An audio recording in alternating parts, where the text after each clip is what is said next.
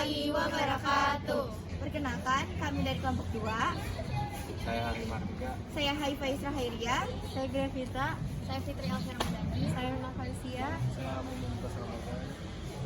Di sini kami akan mempraktikkan tentang anabolisme dan katabolisme.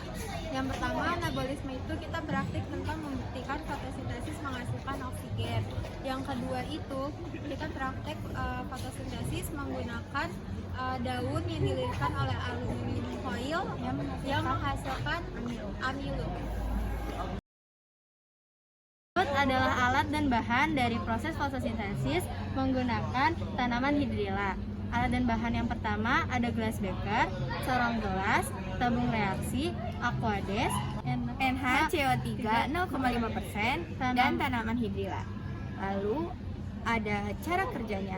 Yang pertama, siapkan 2 gelas beker berisi aquades atau air AC. Selanjutnya, tambahkan beberapa tetes 0,5% NaCO3. Lalu yang kedua, potonglah 2 cabang tanaman hidrilla sepanjang 10 cm.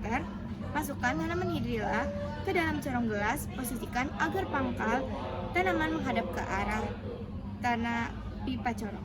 Terus masukkan corong gelas ke dalam gelas beker dengan posisi terbalik. Tutuplah pipa corong gelas dengan tabung reaksi yang berisi air aquades.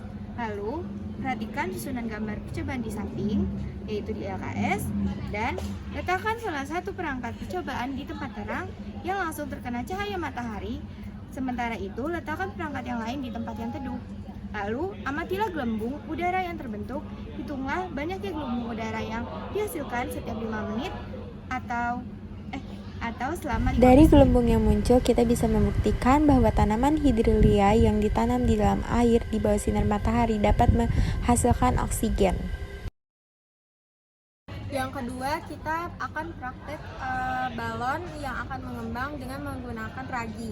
Jadi yang pertama itu kita siapkan dulu dua buah botol yang kosong. Kemudian masukkan ragi ke dalam botol.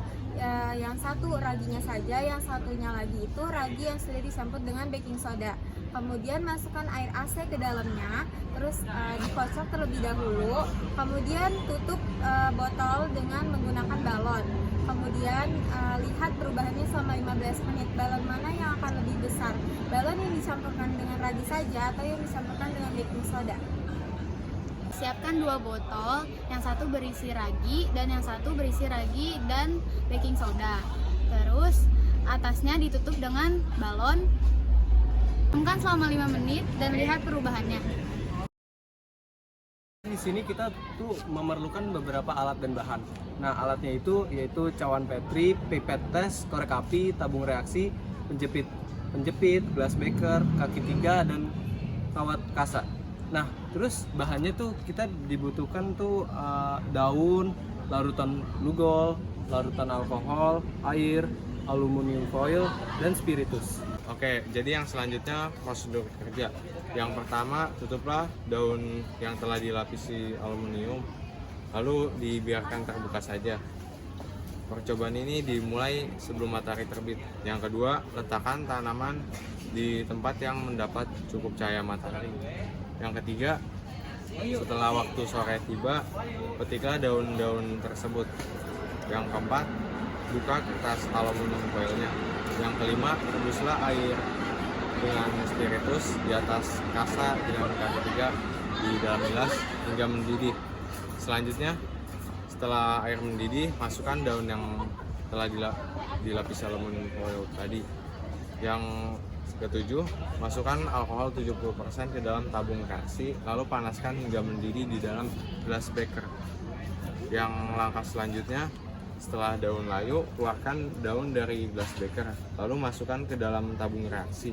Lalu rebus lagi dengan larutan alkohol sampai air pada alkohol berubah warna. Langkah selanjutnya, keluarkan daun pada tabung reaksi, kemudian rendam di dalam air. Langkah selanjutnya, tetesi daun pada cawan Petri dengan larutan lugol dengan merata. Dan langkah terakhir, amat. Kesimpulan dari percobaan fotosintesis hidrilia dan air adalah proses fotosintesis menghasilkan O2 atau oksigen. Hal ini terbukti dari adanya gelembung-gelembung oksigen di bagian ujung tabung reaksi. Dan kita bisa lihat dari tanaman itu akan muncul gelembung-gelembungnya yang banyak. Kesimpulan percobaan kedua yaitu nasi yang dikunyah tanpa jeruk nipis lebih cepat terasa manis dibandingkan dengan campuran jeruk nipis. Ini terjadi karena adanya enzim pitalin bekerja secara optimal pada pH netral dan terhambat kinerja pada pH asam yang dihasilkan oleh jeruk nipis. Kesimpulan percobaan balon ini yaitu setelah diamati terdapat reaksi yang terjadi pada percobaan di mana dihasilkan gelembung gas dan suhu botol yang naik. Hal itu terjadi karena adanya proses respirasi anaerob yang dilakukan oleh jamur ragi. Pada percobaan diketahui terjadi reaksi fermentasi oleh ragi yang termasuk jenis respirasi aerob. Pada reaksi fermentasi dihasilkan gas CO2 dan kenaikan suhu zat dalam botol akibat reaksi yang terjadi. Percobaan terakhir yaitu membuktikan ada perbedaan antara daun yang ditutup aluminium foil dengan yang tidak. Setelah ditetes larutan, bagian permukaan daun yang terbuka berubah menjadi biru kehitaman. Ini menandakan adanya amilium yang merupakan hasil fotosintesis. Sedangkan bagian permukaan yang tertutup tampak berwarna pucat. Ini menandakan pada bagian tersebut tidak terdapat amilium karena tidak berlangsung fotosintesis. Maka dapat disimpulkan fotosintesis memerlukan cahaya.